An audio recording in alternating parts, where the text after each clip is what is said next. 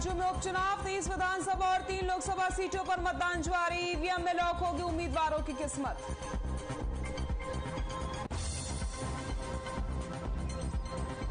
इलाहाबाद उपचुनाव के लिए वोटिंग जारी। वोटिंग के लिए बनाए गए 211 बूथ, सभी बूथों पर सुरक्षा के पुख्ता इंतजाम।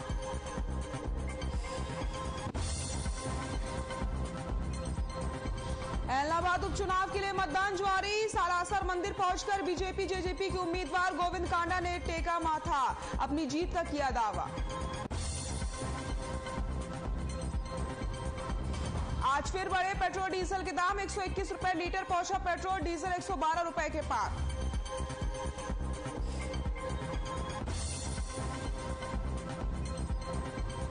चंडीगढ़ में हुआ Haryana Africa conclave. CM Manohar Lal ने कॉन्क्लेव को किया संबोधित, कहा अफ्रीकी देशों के साथ अपनाए H2H मॉडल। त्योहारी सीजन में मिलावट खोर एक्टिव। फरीदाबाद में सीएम फ्लाइंग ने मारा छापा, मिठाई के गोदाम से जांच के लिए भेजे गए सैंपल।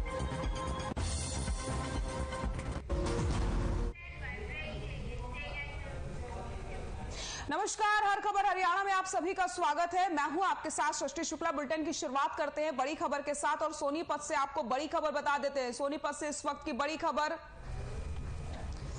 सोनीपत के पुरखास से सामने आया है ये मामला, सामने आया हॉरर किलिंग का मामला। सोनीपत से बड़ी खबर आपको बता रहे हैं, जहां पर मां बाप ने बेटी को मौत के घाट उतार दिया है। मां बाप को बेटी के चरित्र पर शक था, पुलिस ने आरोपी मां बाप को गिरफ्तार कर लिया है।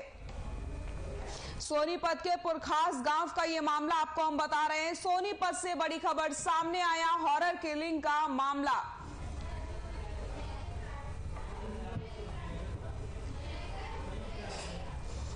और इसी खबर पर ज्यादा जानकारी के लिए हमारे सहयोगी जयदीप हमारे साथ जुड़ गए हैं। जयदीप, सोनीपत से हॉरर किलिंग का मामला सामने आया है, क्या कुछ जानकारी मिल रही है? जी सृष्टि, बिल्कुल देखिए, सोनीपत के पुरखास गांव का ये मामला है, जहां पर पुलिस ने एक पति पत्नी को गिरफ्तार किया है। दोनों के ऊपर आरोप ये कि उन्होंने अपनी बेटी की हत्या की है और अपनी बेटी के चरित्र पर शक के चलते जो है दोनों ने इस वारदात को अंजाम दिया है।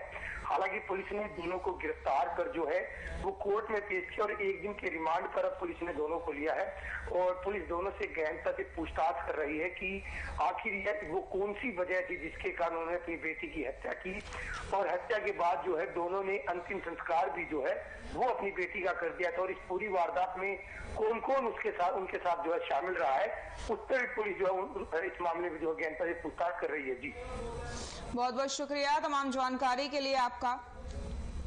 बड़ी खबर आपको बता रहे हैं, जहां पर सोनीपत से हॉरर किलिंग का मामला सामने आया है। पुलिस ने आरोपी मां बाप को गिरफ्तार कर लिया है। सोनीपत के पुरखास गांव का ये मामला आपको बता रहे हैं। इलाहाबाद उपचुनाव के लिए सुबह 7 बजे से मतदान शुरू हो गया है, जो शाम 6 बजे तक चलेगा। मतदान को लेकर चुनाव आयोग ने तमाम तैयारियां पूरी कर ली हैं। यही नहीं, सुरक्षा के मद्देनजर अर्धसैनिक बलों की टुकड़ी की तैनाती की गई है और पूरे इलाके में नाकेबंदी कर दी गई है। इसके अलावा पुलिस ने पेट्रोलिंग टीम भी बनाई है। वहीं इलाहाबाद उपचुनाव के लिए कुल 211 बूथ बनाए गए हैं, जिसमें से 121 बूथ संवेदनशील और अति संवेदनशील की श्रेणी में है। आपको बताते चले, इलाहाबाद विधानसभा सीट पर 1,85,000 से ज्यादा मतदाता हैं, जिसमें 98,000 पुरुष हैं जबकि 86,000 महिलाएं हैं। आपको ये भी बता दें कि इलाहाबाद विधानसभा सीट पर इनेलो के अभय सिंह चौटाला, बीजेपी के गोविंद कांडा और कांग्रेस के पवन बेनीवाल समेत 19 प्रत्याशी मैदान में हैं।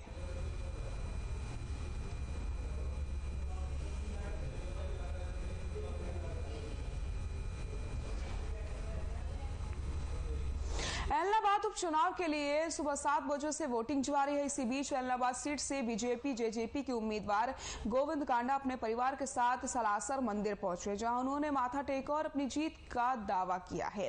इस दौरान गोविंद कांडा अपनी जीत का दावा भी कर रहे थे। आपको बताते चले, इलाहाबाद सीट से इनेलो के अभय चौटाला, बीजेपी की गोविंद कांडा और कांग्रेस के पवन बेनीवाल समेत 19 प्रत्याशी मैदान में हैं।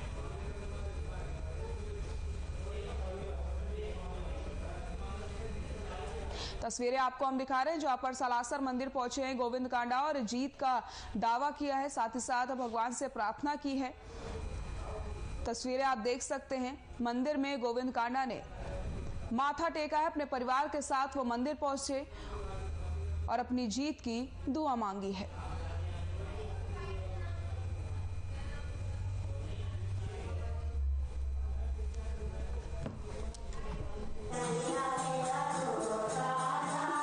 आज का दिन आपके लिए बड़ा शुभ दिन है। हर आदमी की जो एक अपनी जो पावर है आज वोटिंग की, वो वोटिंग करनी चाहिए, ज़्यादा से ज़्यादा वोटिंग करनी चाहिए।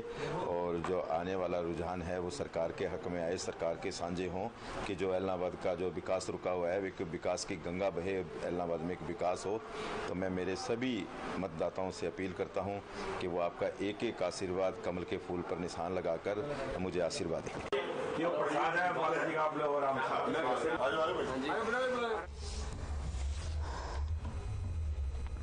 हरियाणा और अफ्रीका एक दूसरे के साथ व्यापारिक संबंधों को और मजबूत करेंगे। 2 दिवसीय हरियाणा अफ्रीका कॉन्क्लेव सीरीज 1 में ये संकल्प लिया गया है। समापन सत्र में मुख्यमंत्री मनोहर लाल ने कहा कि अफ्रीकी देशों के साथ H2H मॉडल यानी कि हार्ट टू हार्ट कनेक्ट करके काम करना है। विभिन्न क्षेत्रों में सहयोग की रूपरेखा विकसित की जाएगी। भाईचारा बनाए रखने, सांस्कृतिक आदान प्रदान, पारस्परिक संबंध बढ़ाने की दिशा में सहयोग किया जाएगा। निवेशकों के लिए हरियाणा में विकास करना और आसान होगा।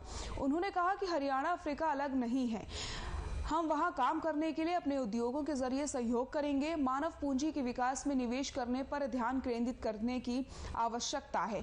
नए अवसरों का उचित उपयोग हमें नौकरी देने वाला बना सकता है। स्कूल और विश्वविद्यालय पाठ्यक्रमों को इस तरह से डिजाइन करना होगा कि युवाओं को भविष्य के लिए तैयार किया जा सके।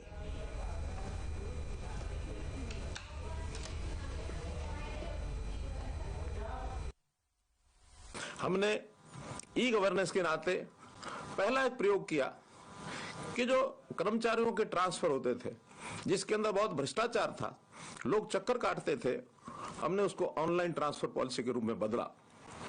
और ये बहुत पहले इसकी एक कल्पना मैंने की थी, जिसको पूर्व की सरकारों में कभी माना नहीं गया।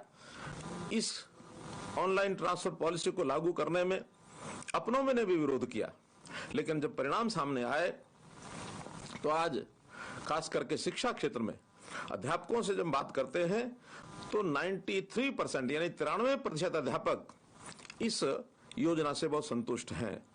अब ये शिक्षा के अलावा भी अन्य विभागों में हम ऑनलाइन ट्रांसफर को लागू कर रहे हैं। सभी कर्मचारी इससे बहुत प्रसन्न हैं। बात आती है नौकरियों की।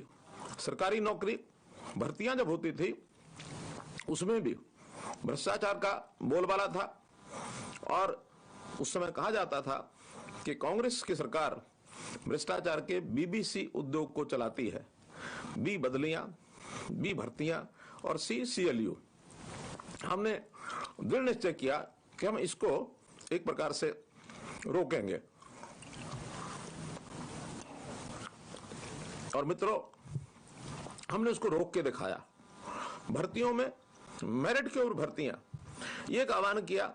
जैसे ऑनलाइन ट्रांसफर पॉलिसी का विरोध था, प्रारंभ में इस मेरिट की भर्ती पर भी विरोध होने लगा, लेकिन मैं उसके बावजूद भी अपने इस मिशन मेरिट को चालू रखा। और जो पर्ची और खर्ची की भर्तियां होती थी, पैसे देकर के नौकरियां खरीदी जाती थी या सिफारिशों के ऊपर ये भर्तियां होती थी, हमने उसको दूर किया। सरकारी तेल कंपनियों ने आज फिर पेट्रोल डीजल के दाम में इजाफा कर दिया है। राजधानी दिल्ली में पेट्रोल 35 पैसे प्रति लीटर महंगा हुआ। पेट्रोल के दाम में लगातार बढ़ोतरी होने से राष्ट्रीय राजधानी दिल्ली में 108 रुपए 99 पैसे पहुंच गया है पेट्रोल। वहीं डीजल की बात की जाए तो शनिवार को डीजल 35 पैसे प्रति लीटर बढ़ा। इस बढ़ोतरी के बाद दिल्ली में 1 लीटर डीजल की कीमत 97 रुपए 72 पैसे पहुंच गई। आपको बता दें कि देश के कई शहरों में पेट्रोल 120 रुपए लीटर के ऊपर बिक रहा है।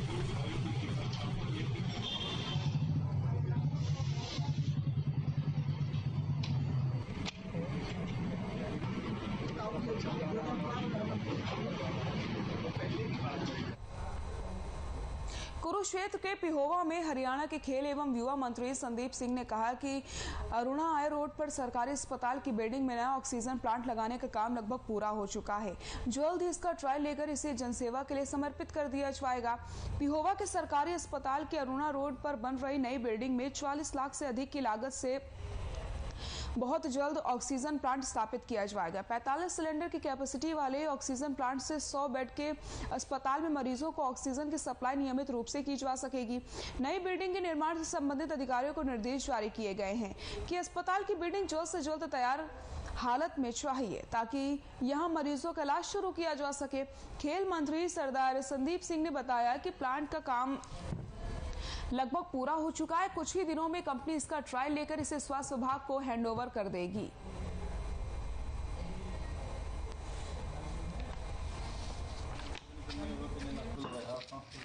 हमारे नौजवान साथी थे जिनकी रोड एक्सीडेंट में डेथ हुई, तो मैं उनका अपनी तरफ से, अपने निजी कोष की तरफ से 2-2 लाख रुपए उनको मैंने अनाउंस किया है, उनको दूंगा मैं। और देखिए, भरपाई तो हम नहीं कर सकते, जो इंसान चला गया तो हम दुआ ही करते हैं कि उनकी जो फैमिली है वो हैप्पीली, खुशी आगे अपना जीवन व्यतीत करे।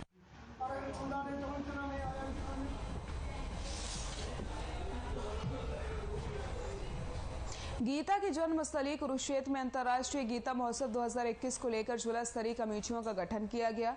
गीता महोत्सव की तैयारियों को लेकर उपायुक्त ने गठित कमेटियों के अधिकारियों की बैठक ली। 2 दिसंबर से 19 दिसंबर तक शिल्प और सरस मेले का आयोजन किया जाएगा। मुख्य कार्यक्रम 9 दिसंबर से 14 दिसंबर तक होंगे। उपायुक्त ने अधिकारियों को समय रहते सभी तैयारियां पूरी करने के निर्देश दिए। इस बार ब्रह्म सरोवर के तट पर शिल्प और सरस मेले से संबंधित करीब 350 स्टॉल लगाए जाएंगे। महोत्सव की तैयारियों से संबंधित अधिकारी आपसी तालमेल से तैयारियों को पूरा करना सुनिश्चित करेंगे और समय रहते टेंडर प्रक्रिया को पूरा किया जाएगा।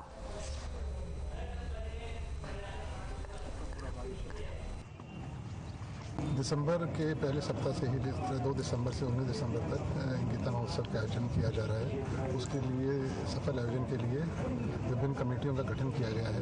उनके आपस में समन्वय स्थापित करने के लिए आज एक मीटिंग बुलाई गई थी, जिसमें विभिन्न विभागों के अधिकारी भी थे, KDB के हमारे मेंबर साहिबान भी थे। जो भी मॉडलिटीज़ वर्कआउट कर रही थी, आज वो हमने इसमें चेकआउट की है और आने वाले समय भी ये मीटिंग्स लगातार होती रहेंगी। कुरुक्षेत्र में पुलिस कल्याण गोष्ठी का आयोजन किया गया। पुलिस अधीक्षक कुरुक्षेत्र धीरज कुमार सेतिया की अध्यक्षता में कई कल्याणकारी फैसले लिए गए। आपको बता दें कि गोष्ठी में नए किए गए जाने वाले कार्यों के बारे में विस्तार से चर्चा की गई। पुलिस लाइन स्थित कम्युनिटी सेंटर को AC और साउंड प्रूफ बनाने के लिए Haryana police housing board corporation से पत्राचार किया गया।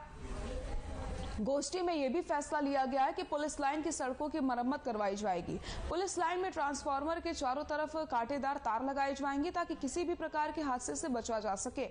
इसके अतिरिक्त पुलिस अधीक्षक ने पहले में हुई कल्याण गोष्ठी में उठाई गई सभी मांगों को जल्द से जल्द पूरा करवाने के आदेश जारी किए हैं।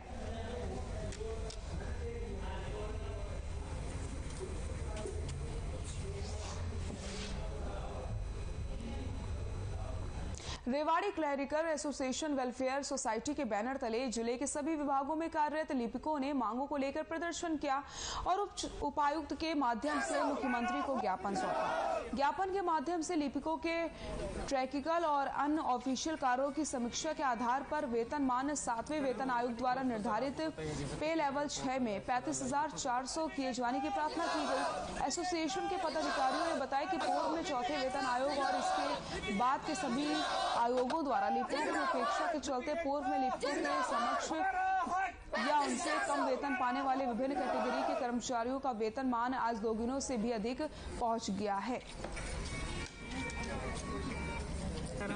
जो तो सर आपको पता ही है, जैसे कितने तरह के पोर्टल है, सरल है। सरकार से हमने ये हम्बली रिक्वेस्ट की है कि हमारे जो वेतन है वो पुराने समय से चला आ रहा है, जिसके बाद हमारे जो समकक्ष थे जितने भी वेतनमान जो भी सबका बढ़ा दिया गया, लेकिन हमारा नहीं बढ़ाया गया। सरकार वेतनमान बढ़ाती है तो अपने रिकॉर्ड में दिखाती है कि भाई क्लर्क जो है ओनली रिकॉर्ड कीपिंग का काम करता है और डायरेक्ट डिस्पैच का। लेकिन अगर आप आज के वर्तमान समय में देखो, क्लर्क जितने भी तरह के CM विंडो, पोर्टल, ऑनलाइन के चीज, RTS जितने भी हैं प्रैक्टिकली काम सारे क्लर्क द्वारा ही करे जाते हैं।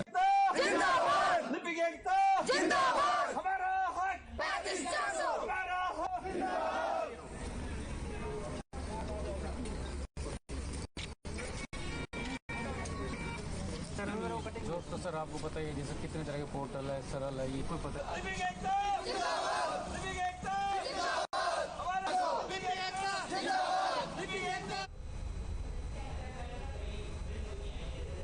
यहाँ रुकते हैं एक छोटे से ब्रेक के लिए, जल्द हाजिर होते हैं।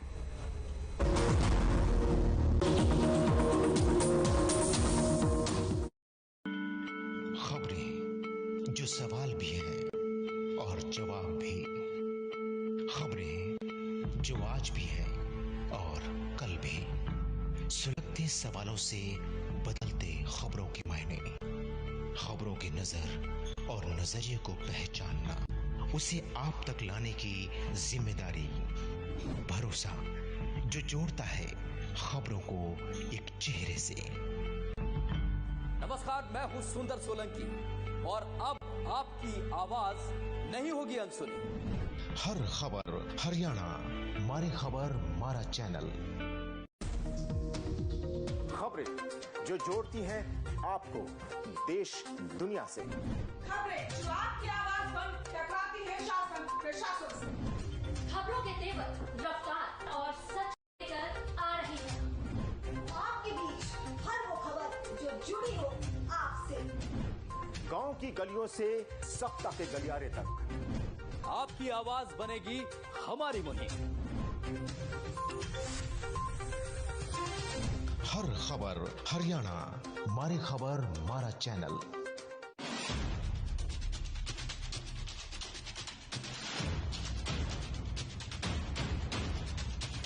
अंधेरे में भी दिखेगी खबरों की रोशनी, क्योंकि मकसद है हर खबर को आप तक पहुंचाना।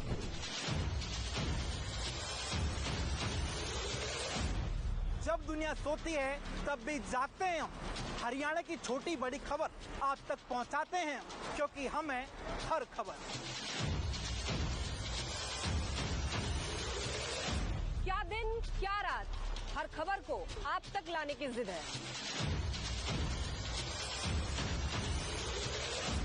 सोती रातों में जागती खबरों की खबर रखते हैं हम। जब सोती है दुनिया तो जागते हैं हम, आपके लिए खबरें खंगालते हैं हम, क्योंकि हम समझते हैं हर खबर है जरूरी। रात के सन्नाटे को चीरती अब खबरें देंगी आपके जहन में दस्तक। देखिए रात का रिपोर्टर, सिर्फ हर खबर हरियाणा पर। खबरें जो सवाल भी है और जवाब भी, खबरें जो आज भी है और कल भी, सुलगते सवालों से बदलते खबरों के मायने, खबरों की नजर और नजरिए को पहचानना, उसे आप तक लाने की जिम्मेदारी, भरोसा जो जोड़ता है खबरों को एक चेहरे से। नमस्कार, मैं हूं सुंदर सोलंकी और अब आपकी आवाज नहीं होगी अनसुनी। हर खबर हरियाणा, मारी खबर मारा चैनल।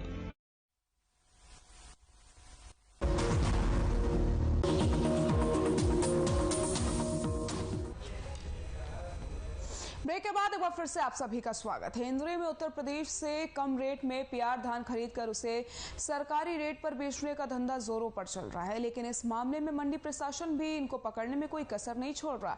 इंद्री मार्केट कमेटी के सहायक सचिव ने अपनी टीम के साथ घड़ी जाठान में छापेमारी कर यूपी की धान से भरे एक ट्रक को काबू किया है। फिलहाल सहायक सचिव के छापेमारी से यूपी से धान लाने वाले व्यापारियों में हड़कंप मच गया है। यदि कोई भी व्यक्ति यूपी का धान लाकर मंडी में बेचने का काम करेगा तो उसके खिलाफ कार्रवाई की जाएगी।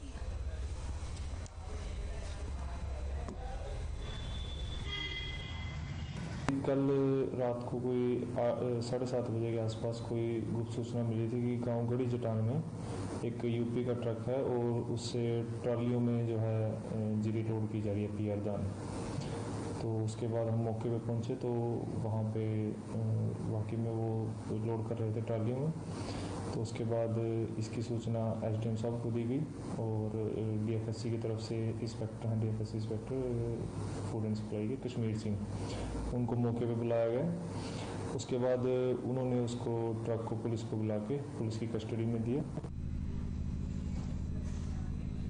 दिवाली का त्यौहार आते ही स्वास्थ्य विभाग बाजार में बिकने वाली घटिया क्वालिटी की मिठाइयों और खाद्य पदार्थों के सैंपल भरने के लिए सक्रिय हो जाता है।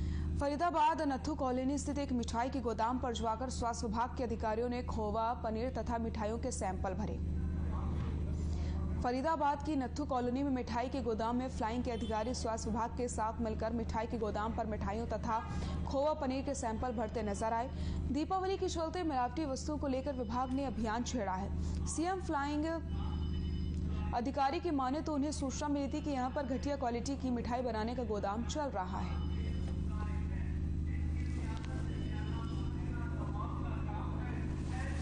हमारे साथ सीएम फ्लाइंग है, हमारी संयुक्त कार्रवाई चल रही है। दिवाली के टाइम पे जिस तरह में अक्सर हमें शिकायतें मिलती रहती है मिलावटखोरी की, तो उसी के खिलाफ ये कार्रवाई चल रही है। जहाँ जहाँ हमें सूचना मिलती जा रही है हम वहाँ पहुँच रहे हैं और वहाँ से सैंपल ले रहे हैं। उसके बाद ये सैंपल हम चंडीगढ़ भेजेंगे, फिर लैब से जो भी रिपोर्ट आएगी उसके अकॉर्डिंग हम कार्रवाई करेंगे।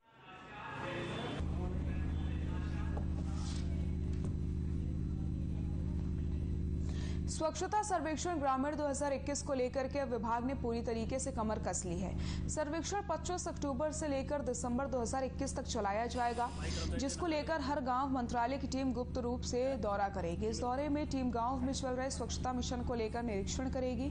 जिन गांवों की शिकायत मिलेगी उन गांवों में सफाई कर्मचारी, चौकीदार और इससे जुड़े लोगों पर भी विभाग गाज डाल सकता है। इसी को लेकर के आज सोहाना के खंड विकास कार्यालय में स्वच्छता मिशन के तहत एक मीटिंग का आयोजन किया गया। इस मीटिंग में ब्लॉक के सफाई कर्मचारी, चौकीदार, आंगनवाड़ी वर्कर समेत कई लोगों ने भाग लिया। बैठक में सभी को संबोधित करते हुए ब्लॉक कोऑर्डिनेटर गौरव ने बताया कि गांव की सफाई का हर दिन का फीडबैक एक ऐप के जरिए लिया जाएगा।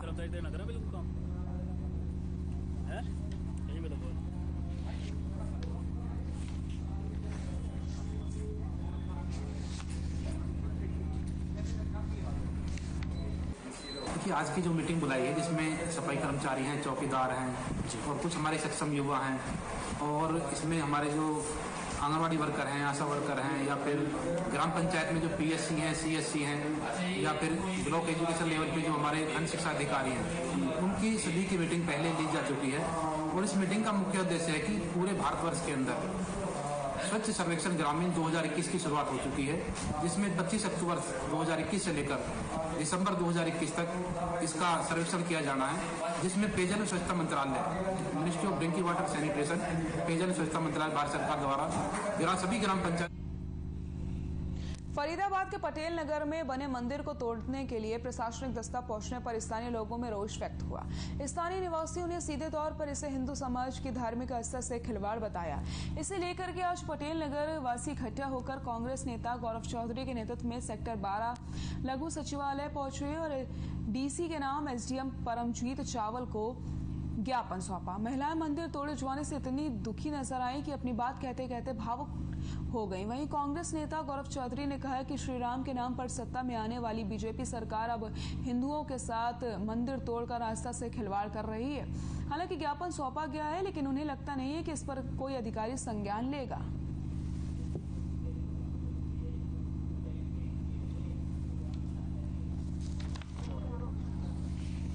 दिनांक 27 तारीख को सुबह 9 बजे जो है प्रशासन से जानकारी मिला, वहाँ पे कुछ लोग वर्कर आए थे, गैताली लेकर के, कस्सी लेकर के और बारी लेकर के। हम मंदिर के पास मेरा घर है थोड़ी दूर पे, तो मैं उधर जा रहा था। बोला भाई तुम लोग कैसे यहाँ बैठे हो? बोला आज मंदिर को तोड़ेंगे। ठीक है जी, तो मैं तुम लोग से थोड़ी टूटेगा। बोला नहीं, हमारे पास तो जेसीबी किराना आ रहा है और पुलिस भी आ रहा है, कैंटर गाड़ी आ रही है, इसको भर के ले जाएंगे। यहाँ पे जब लोग आते गए धीरे धीरे, बगल में थोड़ी दूर में हम लोग का घर था, सभी लोग जुटते गए। पूछा, जब वहाँ ज़्यादा भीड़ हो गया, 300-400 महिलाएं और आदमी आ गए, तो वहाँ पुलिस प्रशासन आ गया। उन्होंने 5 आदमी को हमें उठा के बंद कर दिया। अब देख सकते हैं इस वक्त सचिवालय सेक्टर 12 में देखेंगे, यहाँ तमाम लोग मौजूद हैं। आंगनवाड़ी वर्कर्स और हेल्परों के तहसील परिसर में आज भी धरना जारी रहा। आज के धरने की अध्यक्षता सविता दौरा ने तथा संचालन मीता शर्मा ने किया। धरने को राज्य कमेटी के वरिष्ठ महासचिव जगमती मलिक ने संबोधित किया और बताया कि 22 जुलाई से अपनी मांग को लेकर आंदोलन कर रहे हैं। मंत्री कमलेश ढांडा के निवास पर शुरू किया गया था, लेकिन सरकार की हठधर्मिता को देखते हुए 1 अक्टूबर से हर जिले के मुख्यालयों पर धरना चल रहा है। हमारी मांगों को स्वीकार करने की बजाय मंत्री तानाशाही रवैया अपना रहे हैं। उनकी जायज मांग 2018 को समझौता लागू करें, एनजीओ को प्लेवे के नाम से सेंटर सौंपे गए हैं और उन्हें वापस लेना होगा।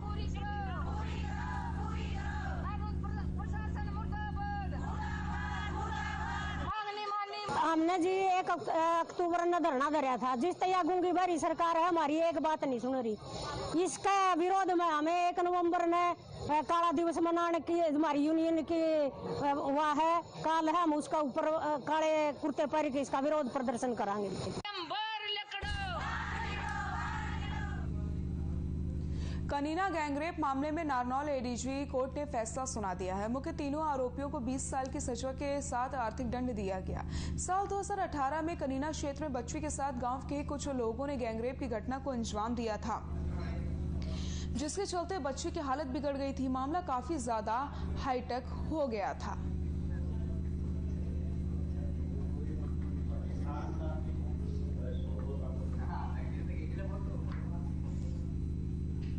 करनाल में बेटी की मौत के इंसाफ के लिए बैठे परिजनों ने धरना खत्म कर दिया है और इस शव को अंतिम संस्कार के लिए भिजवाया है। परिजनों की मांगों पर प्रशासन ने विचार किया और कुछ मांगे मान ली है। पुलिस ने 3 अज्ञात पुलिस कर्मचारियों के खिलाफ मामला दर्ज कर लिया है। करनाल के डीसी ने भी परिवार वालों को सांत्वना दी और धरने से उठने की अपील की, जिसके बाद धरना खत्म किया गया।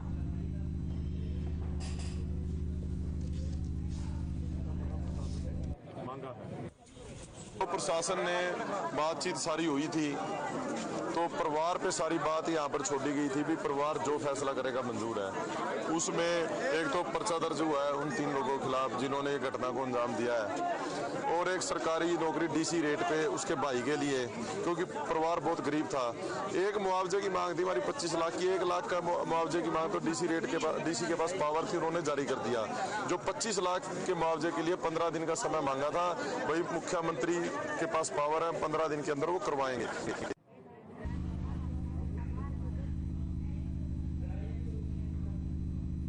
बेटे की मौत से परिवार में कोहराम मच गया था, जिसके बाद परिवार वाले धरने पर बैठ गए थे। फिलहाल परिजनों ने धरना समाप्त कर लिया है।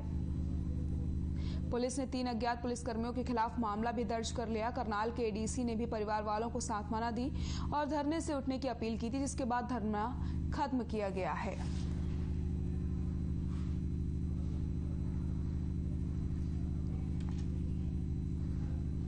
बुलेटिन में फिलहाल के लिए इतना ही। देखते रहिए हर खबर हरियाणा। नमस्कार।